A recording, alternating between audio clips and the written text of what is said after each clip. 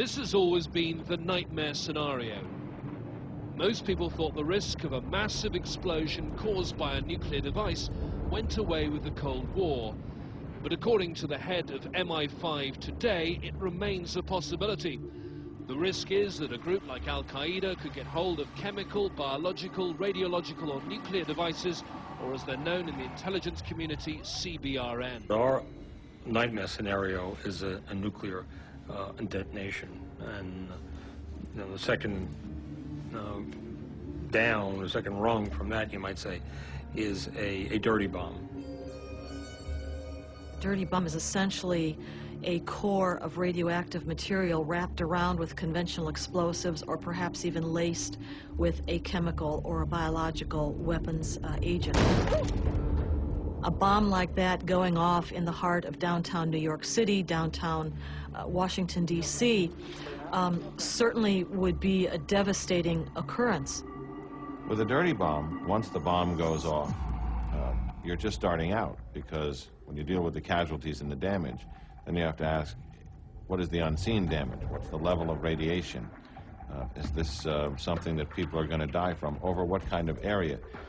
How far do you have to evacuate? What are your wind directions? When will you be able to repopulate that area? And even if you adjudge that it's safe to come back to, who will be confident or comfortable being the first ones to come back there?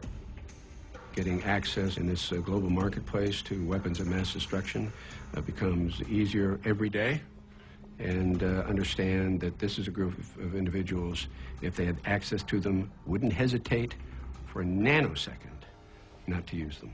Just days ago, these men were arrested with 30 kilos of radioactive material. Thai authorities believe they were preparing a dirty bomb with cesium. Perhaps the only thing more devastating than a dirty bomb is a nuclear device. And today, a nuclear device can fit into a suitcase. A terrorist needs no more than 60 kilograms of highly enriched uranium to make a simple nuclear suitcase bomb. Put simply, 2 balls of uranium are sealed at each end of a tube. They're smashed together. The explosion is as powerful as the bomb that destroyed Hiroshima. We know, after the fall of the Soviet Union, that there are just a lot of nuclear material, or indeed nuclear weapons, that are not fully accounted for. It's been documented that Al-Qaeda on more than one occasion has sought to buy nuclear material. In the second interview that Osama bin Laden did with ABC News on Christmas Eve of 1998, the question was asked, do you have these weapons and would you use them? And his answer was, we consider it, that would be Al-Qaeda, a religious duty to acquire these weapons and to use them as we see fit. If I seek to acquire such weapons, this is a religious duty. How we use them is up to us. The radical Islamists would not at all hesitate to try to use, if they had it, a nuclear weapon or biological weapons to, say, decapitate the American government. For Americans to believe that it is impossible for a mushroom cloud to appear in Manhattan or in LA or in San Antonio or Minneapolis, St. Paul, they're sorely mistaken. Iran provides a new and I think extremely alarming phenomenon. ما بالاخره یک نظام ضد آمریکایی هستیم. آمریکا با ما دشمن، ما با آمریکا دشمنی. What makes this particularly important and dangerous is the possession of nuclear weapons. Now, we don't know whether Iran has or hasn't nuclear weapons, but they're certainly making every effort to acquire them. And my guess is that they either have some already or will have them within a very short time. فضل الهی مسیر بهره‌مندی کامل از همه ظرفیت هسته‌ای رو به پایان است و ما نزدیکی‌های قله هستیم. مقاومت‌های دشمنان در حال تضعیف شدن و ضعیف‌تر شدن است. We need to understand what's been happening in Iran over the past 30 years. Ever since 1979, when Ayatollah Khomeini came to power in Iran and established his theocracy, he didn't just establish a tyranny in Iran, he declared war against the West. He declared his intention to Islamize the West, to subjugate the West to Islam.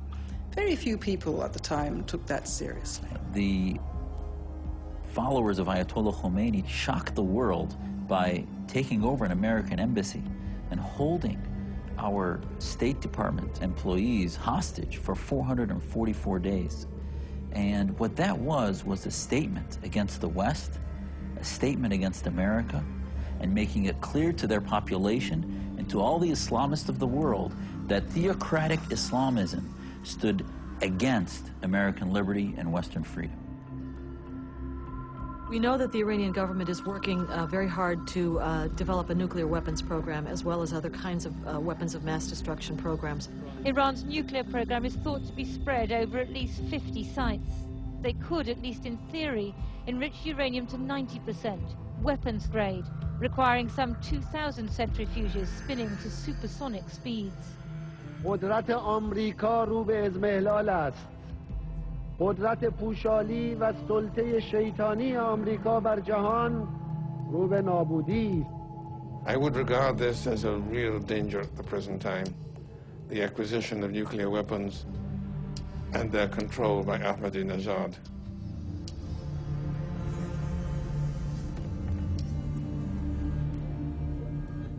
During the Cold War, both sides, the United States and the Soviet Union, had nuclear weapons, but they didn't use them because of what we knew as MAD, M-A-D, mutual assured destruction. Each side knew that if they used a nuclear weapon, the other would respond in kind and everybody would be destroyed. MAD won't work with Ahmadinejad because mutual assured destruction for one of his mindset is not a deterrent, it's an incentive. This is the final struggle, the end of time. It doesn't matter if you kill billions of your own people. Allah will know his own, and you will be doing them a favor by giving them a quick pass to heaven and all its delights. That's why I feel that if he has it, or when he has it, to be more precise, he will not hesitate to use it.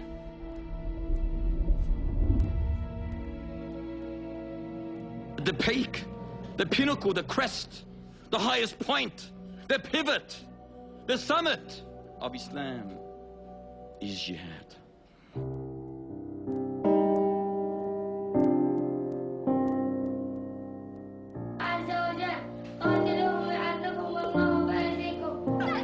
This is our intention, brothers and sisters, that we want to have children and offer them as soldiers defending Islam, put in their soft, tender heart the zeal of jihad and the love of shahada, the love of martyrdom.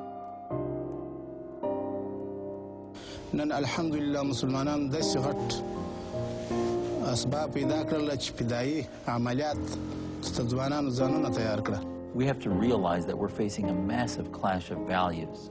This 6-year-old sent by the Taliban to suicide bomb a police station. Yes, we want to give children a military education.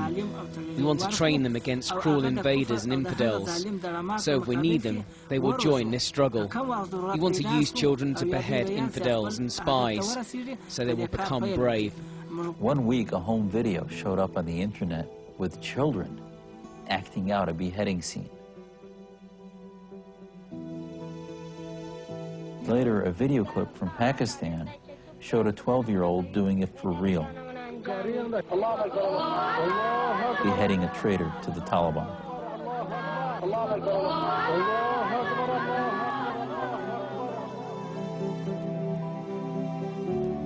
Even kids' entertainment is laced with Islamist propaganda. They use characters that look like